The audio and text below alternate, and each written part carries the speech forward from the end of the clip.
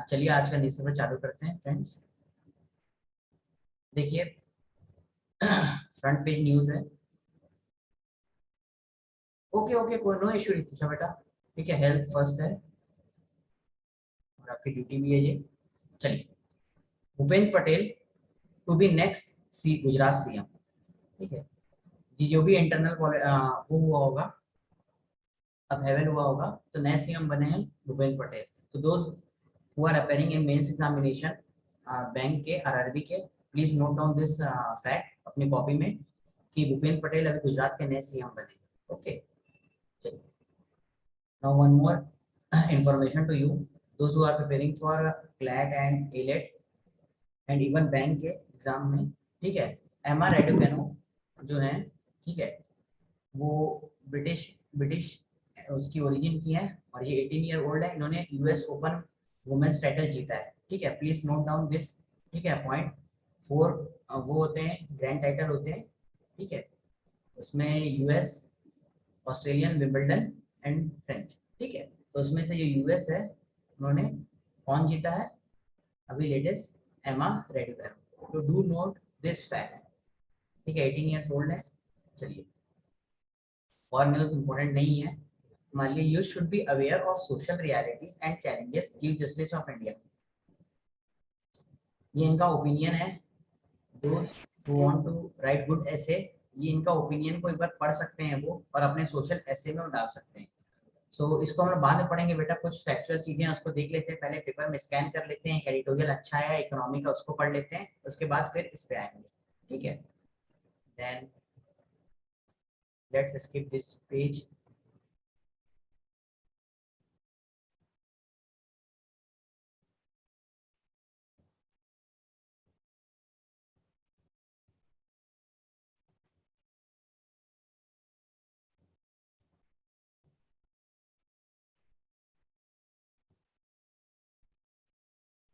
देखिए एडिटोरियल पढ़ना है, what the Q1 GDP number says, ठीक है।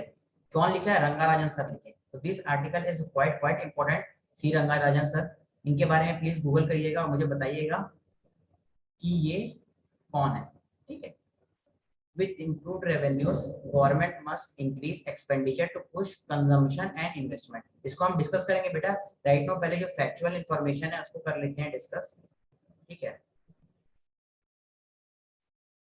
NATGRID to finally see the light of the day. Okay, चलिए। नेट ग्रिड क्या है? National intelligence grid. मतलब क्या है देखिए, 2008 में मुंबई अटैक हुआ, ठीक है। जब 2008 में मुंबई अटैक हुआ तो हम लोग देखिए lack of communication between different intelligence agency हुआ। मतलब क्या है, जैसे हमारे पास आईबी है, ठीक है, इंटेलिजेंस ब्यूरो, हमारे पास रॉ है, ठीक है। हमारे पास और कौन सी एजेंसी है? हमारे पास है की फाइनेंशियल इंटेलिजेंस यूनिट, ठीक है, एनफोर्समेंट डायरेक्टरेट।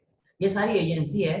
तो हमने देखा इनके बीच में ना कोऑर्डिनेशन नहीं हो पाया, इंफॉर्मेशन एक्सचेंज नहीं हो पाया। तो इसके लिए हमने क्या निकाला? इसके लिए हम बोले कि हम एक नेशनल इंटेलिजेंस ग्रिड निकालेंगे, जिसमें क्या होगा, सारी इंफॉर्मेशन एक जगह मिलेगी और इसको आराम से इंटेलिजेंस एजेंसी एक्सेस कर सकती है। जैसे कई बार इंफॉर्मेशन इंटेलिजेंस ब्यूरो के पास है, रॉ के पास नहीं है। कई बार एनफोर्समेंट डायरेक्टरेट के पास है, डिपार्टमेंट ऑफ ये रेवेन्यू के पास है, लेकिन बाकी लोगों के पास नहीं है, ठीक है। एंड तो ये क्या, इन्फॉर्मेशन नहीं होने के कारण कई बार इसको यूज नहीं कर पा रहे हैं। इसी कारण क्या हो रहा था कि there is a not proper coordination between different intelligence agency, और हमसे कहीं ना कहीं भूल हो जा रही थी। तो हमने क्या किया, 2008 के बाद जो टेरर अटैक हुआ था, एक नेशनल इंटेलिजेंस ग्रिड बनाया। इसमें सारी इंफॉर्मेशन अवेलेबल रहेगी और इसको एक्सेस कर सकते हैं अथॉरिटी, ठीक है। ये कौन सी मिनिस्ट्री के अंदर आता है? ये आता है ministry of home affairs. Please do remember Ministry of Home Affairs. Is it clear to everybody what is NatGrid? Please tell me. Just give me a thumbs up. Yes sir. चलिए, Yes, sir. इसमें सारी agency जो है, बहुत सारी agency है बेटा। ये लोग सब एजेंसी क्या है, अपने इंटेलिजेंस इसमें फीडअप करते रहते हैं। और ये क्या है, नेशनली एक इंटेलिजेंस ग्रिड बना दिए ताकि कोई भी इसको अथॉरिटी एक्सेस कर सके और सबके पास एक फुल्ली कोऑर्डिनेटेड इंफॉर्मेशन हर चीज के बारे में। हो सकता है आपके एग्जाम में पूछे नेट ग्रिड का फुल फॉर्म क्या है। डू रिमेंबर, आपके एग्जाम में पूछ सकता है, those who are preparing for AILET and the CLAT, है ना, what is the full form of NATGRID. तो शुड डू रिमेंबर कि NATGRID national intelligence grid, ठीक है। Let's come to the next news. देखिए NCLT and ITAT get new members. अभी हम recently news पढ़े थे कि सुप्रीम कोर्ट ने बोला था कि आप रिक्रूटमेंट करिए। एनसीएलटी का क्या फुल फॉर्म है बेटा? National company law tribunal. And ITAT का क्या फुल फॉर्म है? Income tax appellate tribunal. अब ट्रिब्यूनल क्या होता है हमने बहुत बार डिस्कस किया है, तुरंत आप लोग के दिमाग में आना चाहिए कि ट्रिब्यूनल 42nd अमेंडमेंट एक्ट के बाद आया है। स्पेशली किसके लिए आया है ट्रिब्यूनल? स्पेशली आया है जो केसेस में एक्सपर्टीज की जरूरत है, स्पीडी रिजोल्यूशन की जरूरत है। तुरंत आपको याद आना चाहिए पार्ट 14A है। फिर आपको याद आना चाहिए आर्टिकल 323A में डाले थे, ठीक है, एडमिनिस्ट्रेटिव ट्रिब्यूनल एक्ट लाए थे। फिर पार्लियामेंट को हमने पावर दिया है, स्टेट लेजिस्लेचर को पावर दिया है कि 323B में हम लोग आप बना सकते हैं जो भी सब्जेक्ट आपके अंदर है। तो पार्लियामेंट ने ये पावर यूज करके नेशनल कंपनी लॉ ट्रिब्यूनल बनाया, नेशनल कंपनी एक्ट पास करके इनकम टैक्स एपीलेट ट्रिब्यूनल बनाया। और ये जो ट्रिब्यूनल है इसमें अभी नए मेंबर रिक्रूट हुए। Is it clear to everybody? मैंने थोड़ा फास्ट बोल दिया क्या बेटा? जल्दी बताइए, रिप्लाई करिए। नो सर, ठीक है। ठीक है ना, क्योंकि हम लोग पढ़े थे इसको, अच्छे डीपली पढ़े थे, तो प्लीज डू रिमेम्बर दिस, है ना।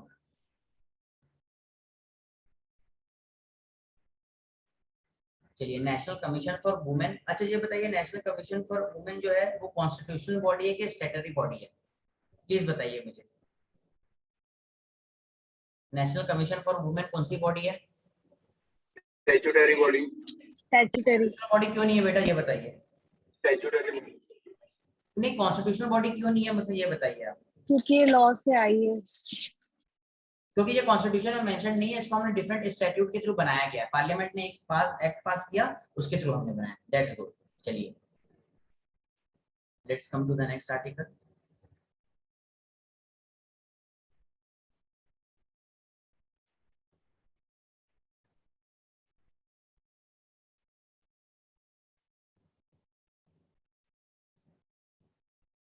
चलिए देखिए, Iran to allow nuclear surveillance. अब देखिए ईरान के ऊपर ना थोड़ा बैक स्टोरी बता रहा हूँ बेटा, डू रिमेम्बर दिस। ईरान के ऊपर क्या हुआ कि ना यूएस ने ट्रेड एम्बार्गो लगा दिया था। क्यों लगा दिया था? कि ऐसा एप्रीहेंशन था यूएस को कि ईरान न्यूक्लियर मिसाइल्स बना रहा है, ठीक है, न्यूक्लियर कैपेबल बन रहा है। अब इसके लिए क्या एक इंटरनेशनल एजेंसी है जिसका नाम है इंटरनेशनल एटॉमिक एनर्जी एजेंसी, ठीक है। तो ये एजेंसी क्या हर देश में जाके उसकी न्यूक्लियर फैसिलिटी को देखती है कि कहीं ये न्यूक्लियर जो भी बना रहे हैं ये सिविलियन यूज के लिए है कि नहीं है, कि ये लोग कहीं आर्मामेंट्स तो बिल्डअप नहीं कर रहे हैं, ठीक है, न्यूक्लियर आर्म्स तो बिल्डअप नहीं कर रहे हैं। तो ईरान ये अलाउ नहीं किया था। अब ईरान ये अलाउ नहीं किया बेटा, तो इसके ऊपर ट्रेड एम्बार्गो यूएस ने लगा दिया, कोई ट्रेड नहीं करेगा। लेकिन ध्यान रखिएगा इंडिया को क्या मिला था इस एम्बार्गो से? इंडिया को छूट मिली थी। क्यों मिली थी? क्योंकि इंडिया बहुत हैवीली डिपेंडेंट था ईरान पे, ठीक है।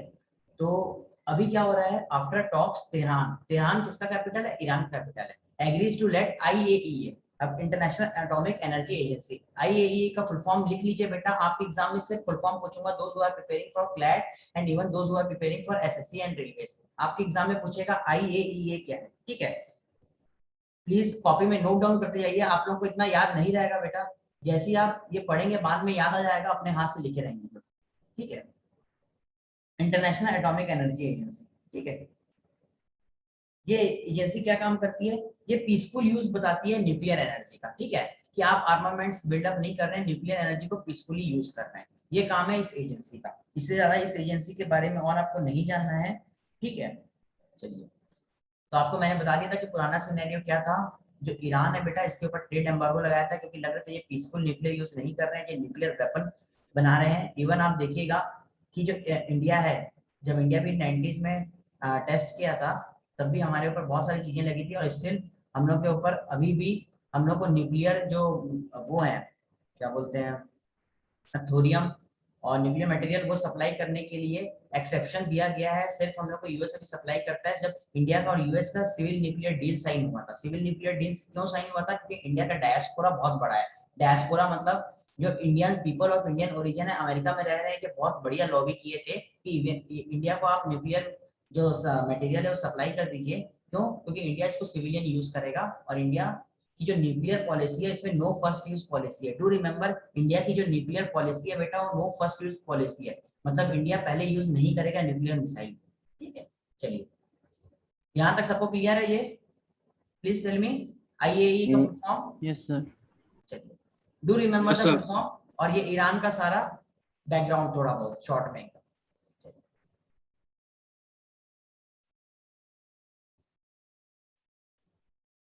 देखिए नॉर्वे जो है नॉर्डिक कंट्रीज में आता है, ठीक है। डू रिमेम्बर नॉर्वे किस में आता है, नॉर्डिक कंट्रीज में, ठीक है। अब नॉर्डिक कंट्रीज क्या होता है, ये किसी को पता है बेटा, ये बताइए प्लीज बताइए, नॉर्डिक कंट्रीज किसको बोलते हैं। देखिए जो नदर्न यूरोप में है ना, एकदम आर्कटिक सर्कल के पास, ये होते हैं नॉर्डिक कंट्रीज, ठीक है। इनको हम नॉर्डिक कंट्रीज बोलते हैं। इसमें कौन कौन है, इसमें डेनमार्क है, फिनलैंड है, आइसलैंड है, नॉर्वे है, स्वीडन है, ठीक है।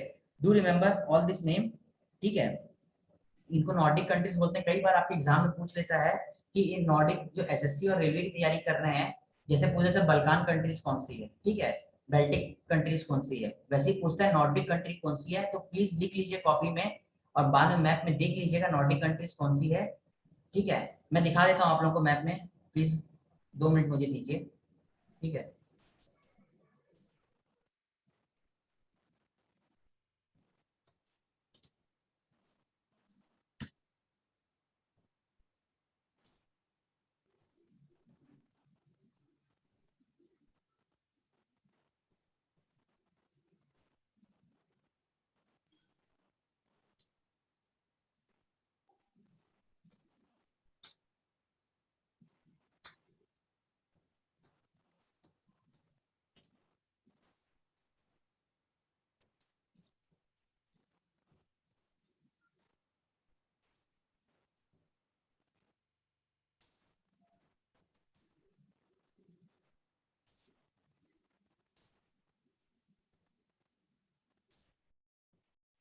देखिए स्क्रीन में सबको दिख रहा है बेटा, प्लीज टेल मी। हाँ चलिए यस देखिए, सर।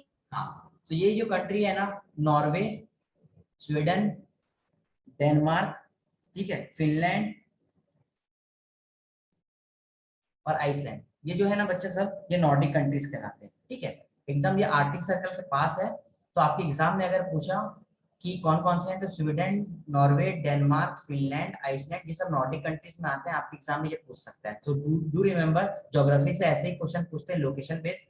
तो हम धीरे धीरे जब भी एग्जाम में आएंगे एक मैप देखेंगे, जब भी इसमें न्यूज़पेपर में आएगा एक मैप देखेंगे और मैप के अकॉर्डिंग आपको पूरी ज्योग्राफी कल लोकेशन में याद दिलाऊंगा, ठीक है। चलिए ओके, जब यूके की बारी आएगी, देखिए यहाँ पे पोर्तुगल, ये स्पेन है, पोर्तुगल है, ठीक है, ये यूके है, यहाँ पे इंग्लिश चैनल है। अभी इतना डीप नहीं जाते हैं, सिर्फ अब नॉर्डिक कंट्रीज याद रखिएगा। Okay let's go to the next article. Sir IAEA का फंक्शन एक बार बता दो।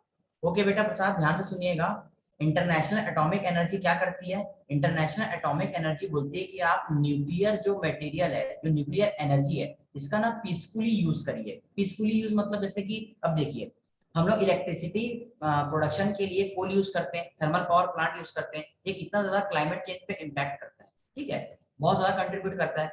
तो क्या बोलती है कि अगर हम लोग ये न्यूक्लियर एनर्जी की यूज करेंगे तो क्लाइमेट चेंज पे कम इम्पैक्ट करेगा। क्यों करेगा, क्योंकि जो इसका वो होता है वेस्ट होता है, ठीक है, वही इसका फिर से फ्यूल बन जाता है। जैसे प्लूटोनियम है, ये फिर से इसका फ्यूल फ्यूल बन जाएगा, है ना। प्लूटोनियम अलग अलग आइसोटोप होते हैं प्लूटोनियम के, ठीक है। तो अगर जैसे कि हमने प्रोडक्शन में प्लूटोनियम का आइसोटोप यूज किया, तो फिर से जो आउटपुट इसका वेस्ट मटेरियल निकला, वही वापस क्या निकल मिल जाएगा, इसका नया फ्यूल बन जाएगा, ठीक है, और एनर्जी बहुत ज्यादा हम प्रोड्यूस करेंगे। लेकिन अब ये जो है इसको हम एज ए वेपन भी यूज कर सकते हैं, न्यूक्लियर वेपन, न्यूक्लियर एनर्जी को, क्योंकि बहुत ज्यादा एनर्जी रहती है इसमें। तो इससे पूरी ह्यूमैनिटीज एट स्टेक आ सकती है। तो ये एनर्जी हम इंटरनेशनल एनर्जी बनाए हैं, एक एजेंसी बनाए हैं कि इंटरनेशनली आप देखेंगे कि कोई भी देश, है ना, न्यूक्लियर एनर्जी का मिसयूज ना कर सके, ठीक है, न्यूक्लियर एनर्जी का मिसयूज ना कर सके, सिर्फ सिविलियन और पीसफुल यूज करे। अब क्या डाउट था कि जो ईरान है ना, ये न्यूक्लियर मिसाइल बना रहा है, ये डाउट था, है ना। और क्या बोले हैं, इंटरनेशनली बोले हैं कि अब कोई कंट्री न्यूक्लियर मिसाइल नहीं बनाएगा, ठीक है, जो बना लिए, जो नहीं बनाएगा वो नहीं बनाएगा, नहीं बनाया वो नहीं बनाएगा, ठीक है। तो ईरान बना रहा है, ऐसा हुआ। अब ईरान को इंस्पेक्ट करने के लिए आईएईए को आना था वहां पर, लेकिन ईरान अलाउ नहीं किया। तेहरान बोला कि हम अलाउ नहीं करेंगे, हमारे लैंड पे आईएईए आके इंस्पेक्ट करे, हम क्यों करें, ठीक है। ईरान नहीं माना, तो यूएस ने क्या बोला, यूएस ने उनके ऊपर ट्रेड एम्बार्गो लगा दिया, अलग अलग एम्बार्गो लगाना चालू किया। मतलब क्या कि अगर आप अलाउ नहीं कर रहे हो तो हम आपको यूज करने, हम आपके साथ ट्रेड नहीं करेंगे, कुछ चीज नहीं करेंगे। लेकिन ईरान के साथ इंडिया को ट्रेड एक्सेप्शन मिल गया, क्योंकि इंडिया की इकोनॉमी जो है हेवीली डिपेंडेंट है किस पे, पेट्रोल पे, ठीक है। जो हमारा क्रूड ऑयल है, हम कहाँ से डिपेंडेंट है, हमारे यहाँ तो होता नहीं इसका प्रोडक्शन, ठीक है, यहाँ पे फील्ड है नहीं, तो और रिजर्व है नहीं पेट्रोलियम के, तो हम डिपेंडेंट है मिडिल ईस्ट पे। तो इंडिया को एक्सेप्शन मिल गया था, लेकिन अब क्या बोल रहा है, ट्रेड एम्बार्गो लगा, तो ईरान बोल रहा है कि ठीक है हम अलाउ कर देंगे आपको, है ना, आप आके देख सकते हैं आईएईए वाले। तो आईएईए वाले जाएंगे वहां पर और देखेंगे कि ये न्यूक्लियर मिसाइल बना रहा है कि नहीं बना रहा है, नहीं बना रहा है तो क्लियर कर देंगे। इज इट क्लियर प्रसाद? अभी क्लियर हुआ बेटा? यस सर, क्लियर हुआ। नॉर्डिक कंट्रीज याद रखिएगा, नॉर्डिक कंट्रीज किसको बोलते हैं, एकदम बेसिक है, ठीक है, जो नदरन यूरोप में है, आर्टिक सर्कल के पास, Norway, Sweden, Finland, Denmark, Iceland, ठीक है।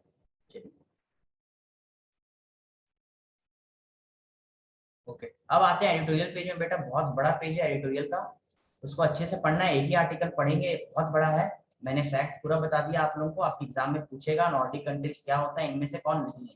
ट्रिब्यूनल के बारे में पूछेगा, national company law tribunal and income tax affiliate tribunal, ऐसे बहुत सारे सब्जेक्ट में हम ट्रिब्यूनल बना सकते हैं। कौन सा आर्टिकल है बता दिया, कौन से एक्ट के थ्रू आया था ये भी बता दिया। So do remember all that act and article, even the part, ठीक है। नेट ग्रिड का फुल फॉर्म पूछेगा तो प्लीज बता देना, नेशनल इंटेलिजेंस ग्रिड। इसका बैकग्राउंड स्टोरी मैंने बताया कि जब 2008 के में मुंबई टेरर अटैक हुआ था, तो उसके बाद क्या बोले, हम एक ऐसा एजेंसी बनाएंगे जो सारे इंफॉर्मेशन को एक ही जगह, एक ही छत के अंदर हमको मिल जाए, सारा इंफॉर्मेशन। डिफरेंट डिफरेंट हमारी इंटेलिजेंस एजेंसी है ना, ये सारी इंफॉर्मेशन कलेक्ट करती है ना, तो ये सारी एक ही जगह में, जैसे नार्कोटिक्स ब्यूरो, ठीक है, इसके पास भी इंफॉर्मेशन रहता है, इंटेलिजेंस ब्यूरो इसके पास भी इंफॉर्मेशन रहता है, रॉ इसके पास भी इंफॉर्मेशन रहता है। तो ये अपना इन्फॉर्मेशन दूसरे को देंगे तब तक टाइम लगता है, तो एक ही प्लेटफॉर्म में डाल दो और सब इसको कोई भी हायर अथॉरिटी एक्सेस कर सकती है, ठीक है।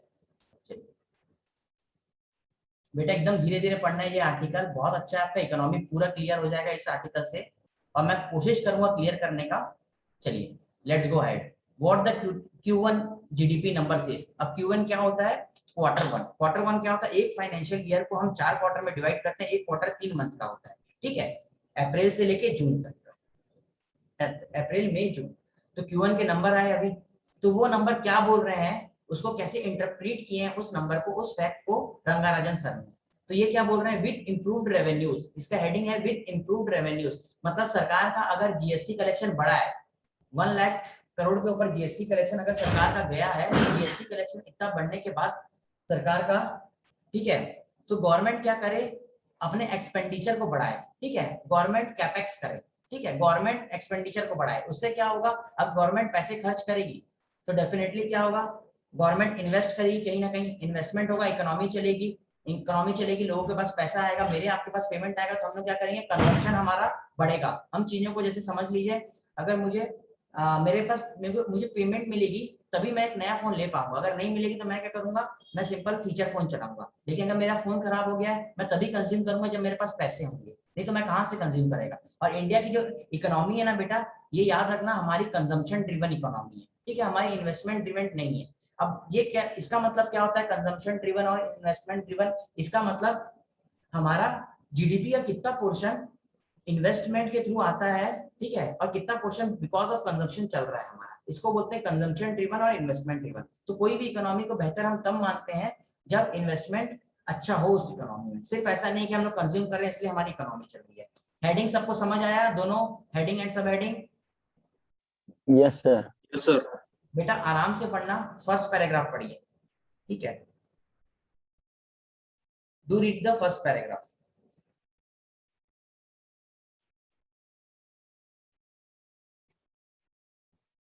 अच्छा एक और चीज, कभी भी रंगाराजन सर का आर्टिकल आता है ना, मिस मत करना, ठीक है।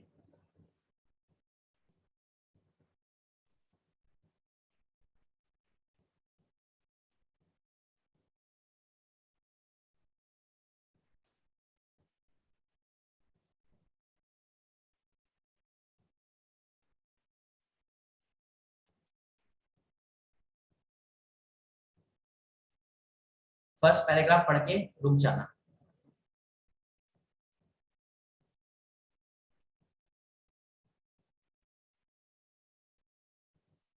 देखिए फर्स्ट पैराग्राफ क्या बोल रहा है, मैं स्क्रीन हटा दे रहा हूं, आप लोग अपने मोबाइल में पढ़िएगा मुझसे।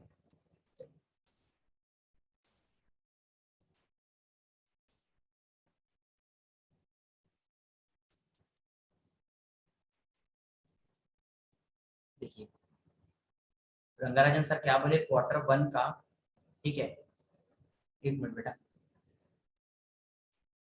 Q1 का डाटा रिलीज हुआ। क्या डाटा रिलीज हुआ? हमारा रियल जीडीपी, हमारा रियल जीडीपी, जीडीपी कितना है।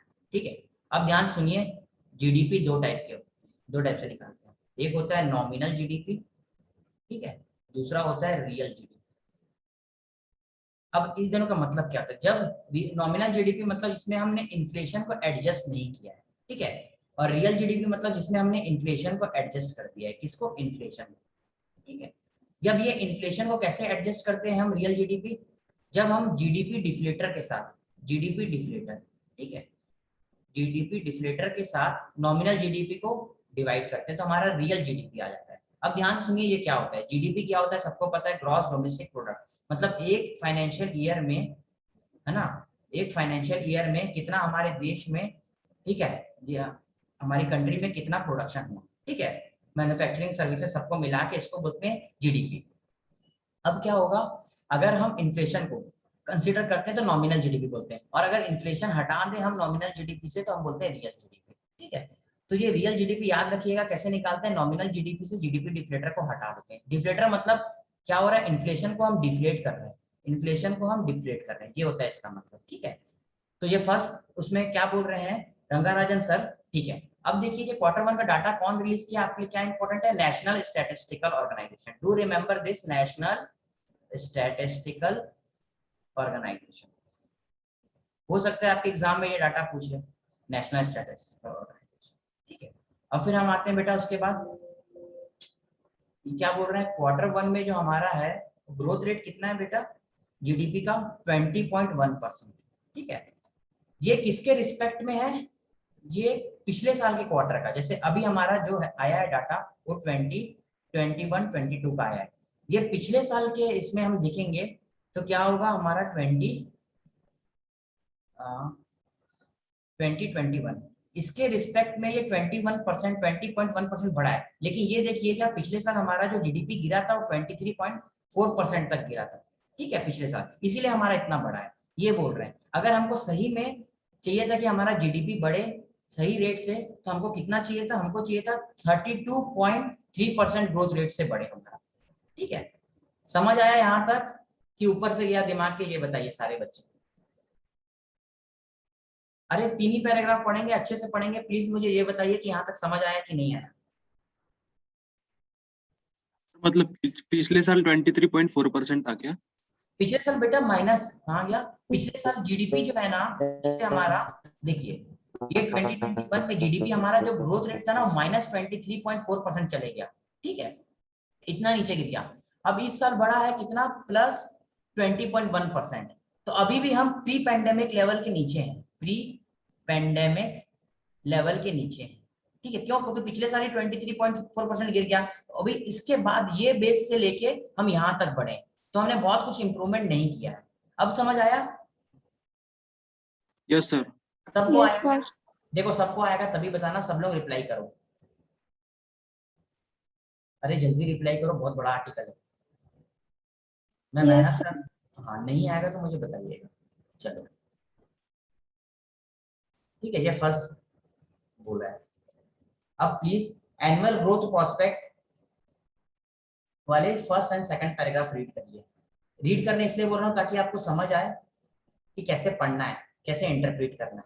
बेटा इकोनॉमी एकदम क्लियर हो जाएगा, कैसे पढ़ते हैं, बहुत सारा चीज क्लियर कर दूंगा। नेक्स्ट सब हेडिंग पे जाइए, एनुअल ग्रोथ प्रोस्पेक्ट।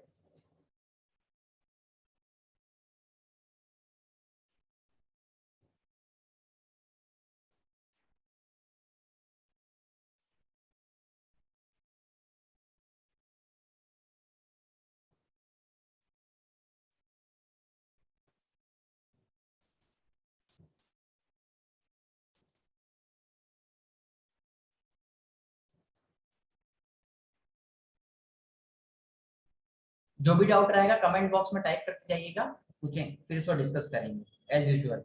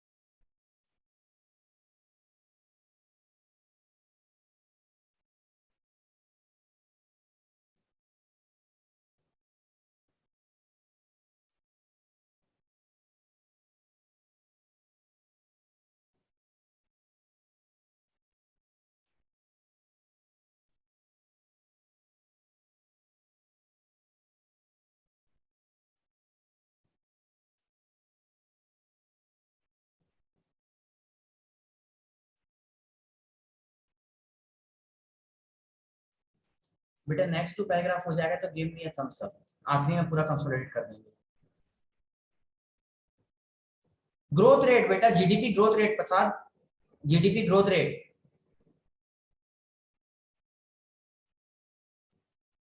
चलिए नेक्स्ट 2 पैराग्राफ क्या बोलता है बेटा,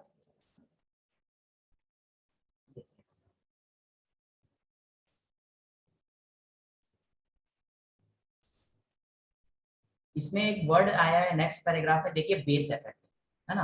क्या आया है, बेस इफेक्ट।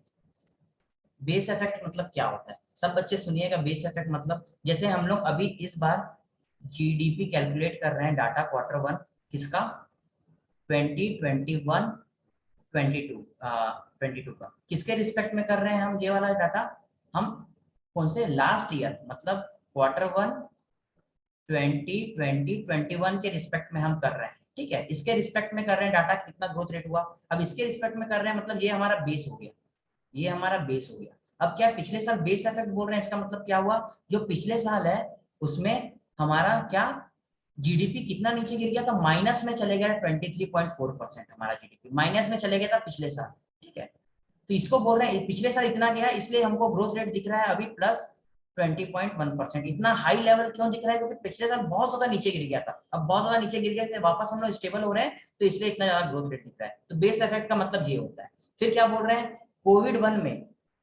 1 में इकोनॉमिक इम्पैक्ट बहुत ज्यादा पड़ा, क्यों पड़ा, क्योंकि हमने पूरे पैन इंडिया में लॉकडाउन कर दिया था, पैन इंडिया में लॉकडाउन कर दिया था। लेकिन कोविड 2 में क्या दिखा, कोविड 2 में जो लॉकडाउन का नेचर है वो स्टेट वाइज रहा, पहला चीज हमने पूरे इंडिया को लॉकडाउन नहीं किया, दूसरी चीज क्या है, कोविड 2 में हेल्थ इम्पैक्ट बहुत ज्यादा दिखा हमको, ठीक है। थर्ड चीज यहाँ पे नेशनल इनकम बोले, यहाँ पे नेशनल इनकम मतलब वो जीडीपी की बात कर रहे हैं, क्योंकि आईएमएफ से ध्यान रखना, जो आईएमएफ है वो सारे देश को किसमें कैलकुलेट करता है, किस इंडिकेटर से, जीडीपी से, ठीक है। लेकिन हम अपनी नेशनल इनकम किससे कैलकुलेट करते हैं, इंडिया का हम अपनी नेशनल इनकम कैलकुलेट करें तो हम जिस फैक्टर को यूज करते हैं उसको net national product at factor cost. और ये बहुत बड़ा कंसेप्ट है बेटा, those who are preparing for CLAT उन लोग सिर्फ इस चीज को जान लो अभी कि नेशनल इनकम मतलब क्या होता है, net national product at factor cost. आपके एग्जाम में पूछेगा नेशनल इनकम हम किसको मानते हैं, ठीक है। अगर आपके एग्जाम में पूछता है कि नेशनल इनकम हम किसको मानते हैं, 4 ऑप्शन दे देगा, जीडीपी, जीएनपी, ठीक है, एनडीपी, एनएनपी। तो आपको क्या टिक करके आना है बेटा, एनएनपी। स्पेसिफिक पूछेगा तो एनएनपी क्या मार्केट प्राइस की फैक्टर कॉस्ट, तो आपको क्या टिक करके आना है, फैक्टर कॉस्ट, ठीक है। ये हम इसको नेशनल इनकम मानते हैं। अब ये बहुत बड़ा टॉपिक है बेटा, इसलिए सिर्फ इतना समझिए अभी, ठीक है, नेशनल इनकम। फिर क्या बोल रहे हैं जी उसके बाद कि सेकंड पैराग्राफ में ये बोल रहे हैं कि हमारा जितना ग्रोथ रेट हमने फोरकास्ट किया है इस साल, देखो हर साल क्या होता है कि हम फोरकास्ट करते हैं कि हमारे देश में इतना ग्रोथ रेट होगा, हर साल हम फोरकास्ट करते हैं, तो इस साल हमने 9.5% किया, ठीक है। आईएमएफ ने 6 पॉइंट समथिंग परसेंट किया है, आईएमएफ, ठीक है, इंटरनेशनल मॉनिटरी फंड, इसने 6 पॉइंट समथिंग परसेंट किया है। तो इतना करने के लिए हमको क्वार्टर 2, क्वार्टर 3, क्वार्टर 4 में कितना ग्रोथ रेट चाहिए, ये अगले पैराग्राफ में बताएंगे, दैट इज नॉट इम्पोर्टेंट, ठीक है। चलिए अब उसके बाद थर्ड और फोर्थ पैराग्राफ पढ़िए बेटा एक साथ। देखिए आखिरी में समराइज कर दूंगा मैं, ठीक है।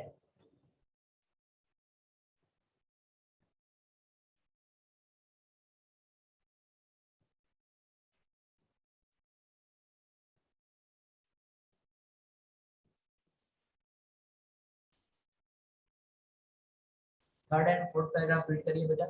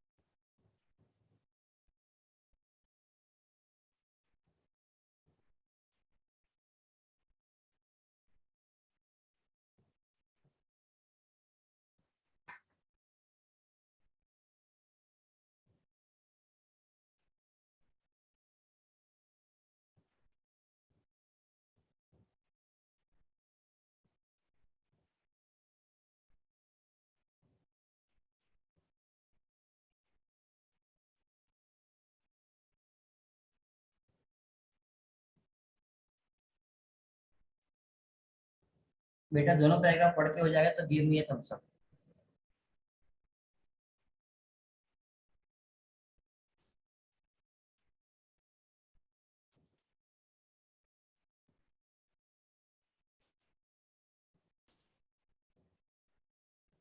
दोनों पैराग्राफ पढ़ लिए सबने? बेटा आखिर में समराइज करूंगा, एकदम बहुत बड़ा है ये।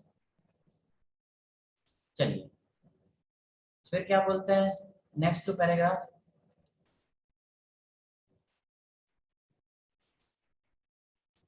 देखिए कोई भी इकोनॉमी चलती है ना बेटा, इकोनॉमी कैसे चलती है याद रखिएगा। इकोनॉमी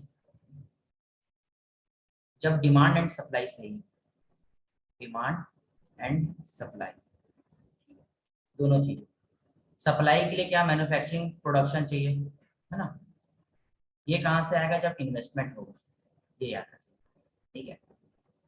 अब डिमांड कहाँ से बढ़ेगी, डिमांड जब बढ़ेगी, है ना, जब लोग क्या करेंगे, चीजों को मांगेंगे। कैसे मांगेंगे, जब उनकी इनकम बढ़ेगी, ठीक है, जब उनकी इनकम होगी तब वो डिमांड करेंगे किसी भी चीज को। डिमांड करने से क्या होगा, इनका कंजम्पशन बढ़ेगा, कंजम्पशन बढ़ेगा तो मैन्युफैक्चरिंग यूनिट को और क्या मिलेगा, ज्यादा, वो ज्यादा प्रोडक्शन करेंगे क्योंकि कंजम्पशन बढ़ रहा है। अब ध्यान सुनिएगा, इंडियन इकोनॉमी जो है ना बेटा, हमेशा कोई मैन्युफैक्चरिंग कोई भी इकोनॉमी तब आगे बढ़ती है जब वहाँ इन्वेस्टमेंट सही हो, ठीक है। तो इंडियन इकोनॉमी इन्वेस्टमेंट में थोड़ा लैग करती है। हमारा कंजम्पशन ड्रिवन बहुत ज्यादा है, कंजम्पशन ड्रिवन इकोनॉमी क्यों है, सबसे पहले हमारा हाई पॉपुलेशन बेस है, हाई पॉपुलेशन बेस, हमारी जनसंख्या बहुत ज्यादा है, तो हम कंज्यूम दबा के करते हैं, ठीक है, ये हमारा सबसे ज्यादा है।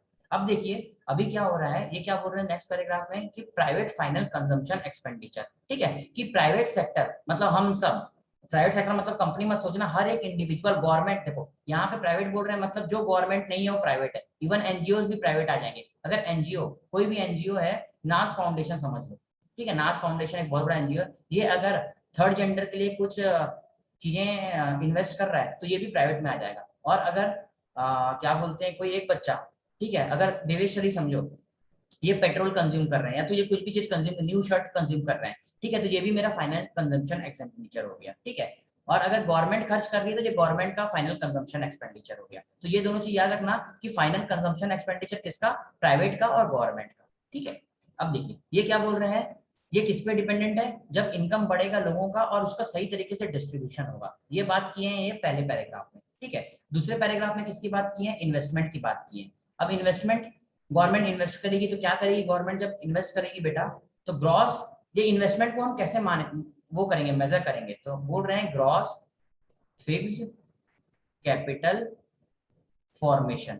अब इसका मतलब क्या होता है, ध्यान से सुनिएगा, ये बहुत बड़ा फैक्टर है, ठीक है। ग्रॉस, ग्रॉस मतलब कंप्लीट, फिक्स्ड कैपिटल फॉर्मेशन, इसका मतलब क्या होता है, ऐसे समझो, गवर्नमेंट अगर अभी 500 करोड़ रुपए खर्च कर रही है, ठीक है, गवर्नमेंट अभी 500, एक मिनट बेटा रुक जाइए, गवर्नमेंट अगर अभी 500 करोड़ रुपए खर्च कर रही है, ठीक है, तो गवर्नमेंट अगर इसका अभी रोड इंफ्रास्ट्रक्चर में खर्च करती है, इंफ्रास्ट्रक्चर मतलब समझ लो रोड बनाने में, ठीक है, तो क्या होगा इसके बाद, गवर्नमेंट यहाँ से रोड बनाई है, इंफ्रास्ट्रक्चर हो गया, तो हमारा एक फिक्स्ड कैपिटल बन गया, रोड से हमें बाद में रेवेन्यू मिलेगा, ठीक है, रेवेन्यू मिलेगा, जो रोड यूज करेगा वो पे करेगा बोलेगा, तो गवर्नमेंट का एक कैपिटल बन गया।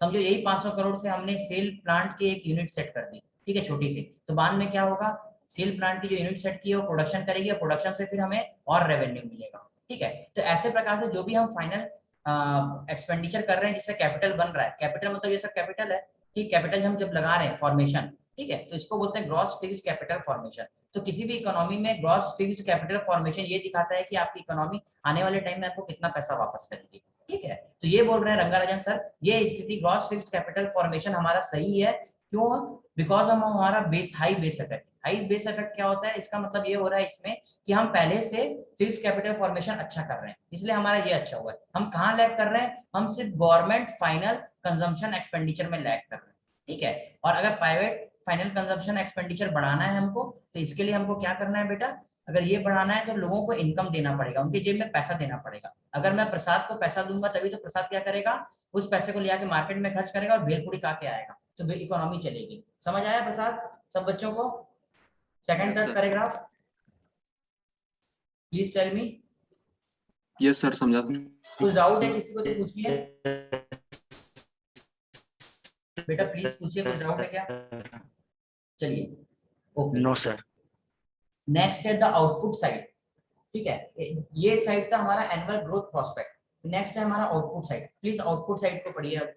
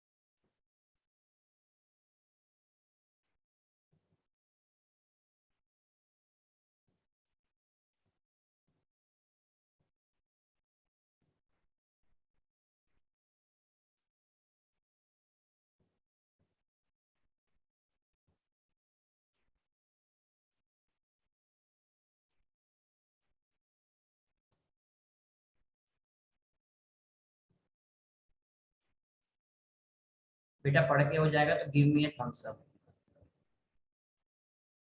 हैव पेशेंस, आखिरी में समराइज करूंगा, बहुत अच्छा लगेगा।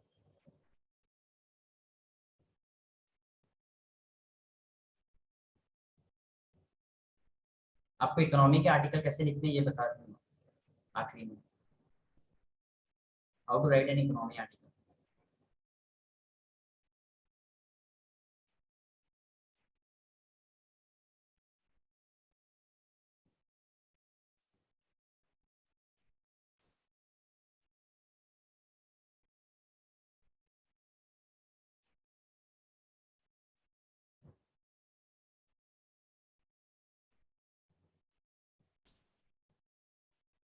चलिए बेटा, नेक्स्ट टू आर्टिकल क्या बोलता है ये सुनिएगा।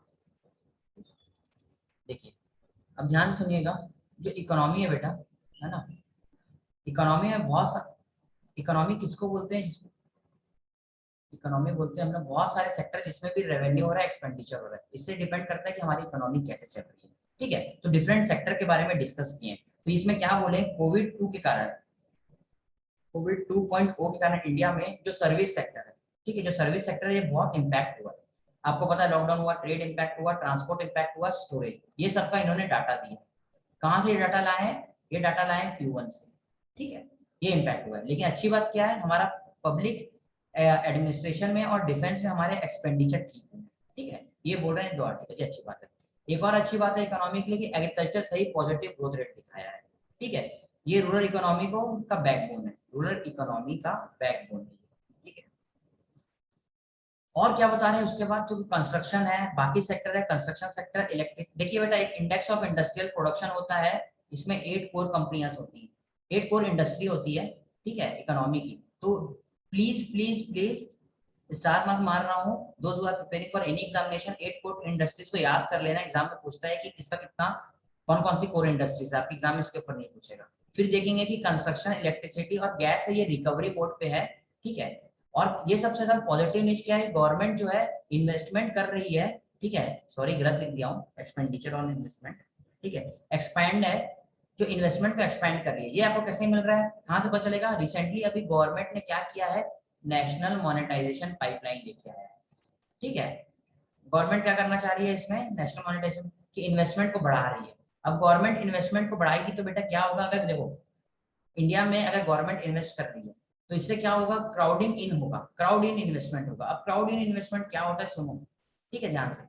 अब दिवेश एक मल्टीनेशनल कंपनी है, दिवेश बहुत बड़ा एक कंपनी है, दिवेश, दिवेश कंपनी सोच रही है कि गवर्नमेंट ऑफ इंडिया को अपनी इकोनॉमी में इतना भरोसा है कि ये इन्वेस्ट कर रही है, इसका मतलब इकोनॉमी सही चलेगी, गवर्नमेंट पैसा दे रही है, तो देवेश कंपनी, ठीक है, और प्रसाद कंपनी, रुद्री कंपनी, ठीक है, शफकत कंपनी, मुकेश कंपनी, ये सारी कंपनियां क्या करेंगी, देखेंगे गवर्नमेंट का है तो ये लोग सब भी आके अपना अपना इन्वेस्टमेंट करेंगे, तो ये क्या हो रहा है, क्राउड इन हो रहा है, मतलब प्राइवेट सेक्टर भी आके इन्वेस्ट कर रही है। अब गवर्नमेंट क्या खुद अपने आप को इकोनॉमी से खींच रही है, तो ये पहला सिनेरियो था, फर्स्ट सिनेरियो, ठीक है, कि क्राउड इन। अब क्राउड आउट क्या होता है, क्राउड आउट, ठीक है, जब गवर्नमेंट खुद इन्वेस्ट नहीं कर रही है तो बाकी कंपनियां भी सोचेंगी कि यार गवर्नमेंट को भरोसा नहीं है, ये भी अपने पैसे मार्केट से निकालना चालू करेगी, ठीक है, तो एक रन हो जाएगा, तो ये क्या करेंगे, अपना पैसा मार्केट से निकालना चालू करेंगी, तो इसको बोलते हैं क्राउड आउट। तो कहीं पर भी crowd out investment, crowd in investment दिखेगा तो यही चीज सोचना आप लोग, ठीक है। चलिए अब लास्ट है, देखिए इस पैराग्राफ में आउटपुट साइड में क्या किया, डिफरेंट, देखो इन्होंने कितने ब्यूटीफुली लिखा है आउटपुट साइड में, जो हम अभी सब हेडिंग पढ़े, sorry for the bad head writing, output side इन्होंने इसमें क्या किया, इकोनॉमी के जितने भी सेक्टर थे, फिर से बता रहा हूँ, इकोनॉमी के जितने भी सेक्टर थे, ठीक है, उनका डाटा उठाया, और डाटा उठा के क्या देखा, कौन से रिकवरी मोड में है, ठीक है, रिकवरी मोड में है, कौन सा ग्रोथ रेट हुआ है, और किसको सबसे ज्यादा इम्पैक्ट हुआ है, ठीक है, कौन सबसे डाउन गया। तो हमने देखा एग्रीकल्चर हमारा ठीक था, ठीक है, हमारा कंस्ट्रक्शन सेक्टर, ठीक है, गैस सप्लाई, इलेक्ट्रिसिटी, ये रिकवरी मोड में, इम्पैक्ट कौन सा, सर्विस सेक्टर हुआ, सर्विस में ट्रेड, ट्रांसपोर्ट, ये सब इम्पैक्ट हुआ, ठीक है, ये पूरे आर्टिकल में डाटा देके इसकी बात की। चलिए अब फाइनल फिजिकल प्रोस्पेक्ट है, इसको पढ़ लो बेटा, ठीक है, go ahead with physical prospect, last physical prospects, बहुत बड़ा आर्टिकल है पेशेंस, मजा आएगा अगर पढ़ रहे हो तो।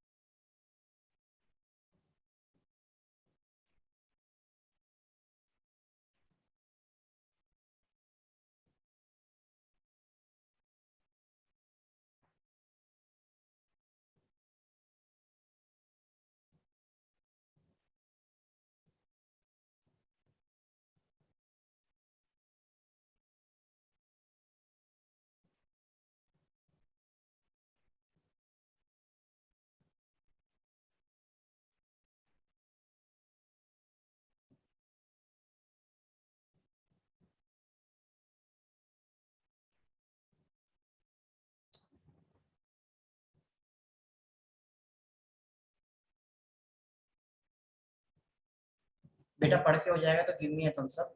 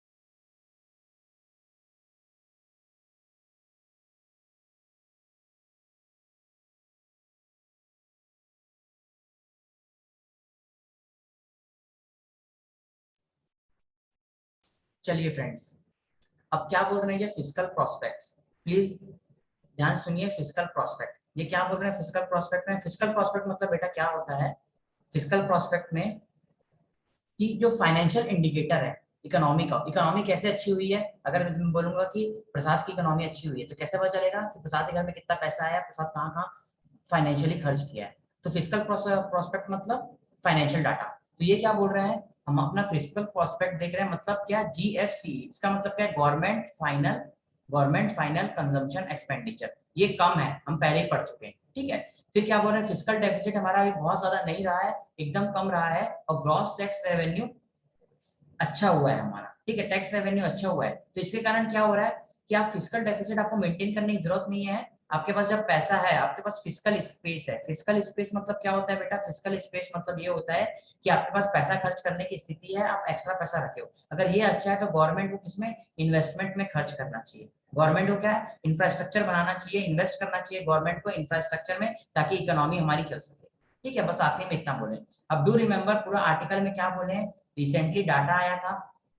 देखिए क्या हुआ, रिसेंटली जीडीपी का डाटा आया Q1 में, हमारी जीडीपी 20% से इंप्रूव की है। लेकिन ये क्या बोल रहे हैं, जो 20% से इंप्रूव की है, जो बेस इफेक्ट के कारण इंप्रूव की थी, ठीक है, ये बोल। अब उसके बाद इन्होंने सेकंड पैराग्राफ में क्या बोला है कि आपको इकोनॉमी चलाना है तो आप ये दो फैक्टर को देख रहे हैं कि पर्सनली कितना हम कंज्यूम करते हैं, प्राइवेट सेक्टर, और कौन कंज्यूम करता है, गवर्नमेंट कितना कैपिटल फॉर्मेशन कर रहा है, ठीक है। तो गवर्नमेंट का कैपिटल फॉर्मेशन अच्छा है, हमारा कंजम्पशन तभी बढ़ेगा जब हमको क्या मिलेगा, हमारे कंजम्पशन में हमको इनकम मिलेगी, उसका डिस्ट्रीब्यूशन सही होगा। फिर इन्होंने क्या किया, इकोनॉमी के डिफरेंट सेक्टर्स को उठाया, कंस्ट्रक्शन सेक्टर को, पब्लिक एडमिनिस्ट्रेशन को, डिफेंस को, ठीक है, ये सबको उठा के इन्होंने क्या किया, सारे डाटा निकाले, और डाटा निकाल के बोले हम इकोनॉमिक रिकवरी में। आखिरी में क्या बोले, सरकार का फिस्कल डेफिसिट ज्यादा नहीं है, तो सरकार के पास फिस्कल स्पेस है, तो वो इन्वेस्टमेंट करे। बस इतना ही बात था इस आर्टिकल में, आपको ये क्रक्स निकालना था, डाटा पे ध्यान नहीं देना था। मेरी बात समझ आई बेटा सबको? Yes sir. ओके, किसी को कोई डाउट है? हाँ नो बेटा, sir. Okay, that's all for today बेटा, थैंक यू। और प्लीज इस आर्टिकल का अच्छे से क्रक्स निकाल के समझिएगा, इकोनॉमी बहुत अच्छा है अगर आप पढ़ो तो इंटरेस्ट से, ठीक है। Okay, thank you, bye bye. Bye sir, thank you.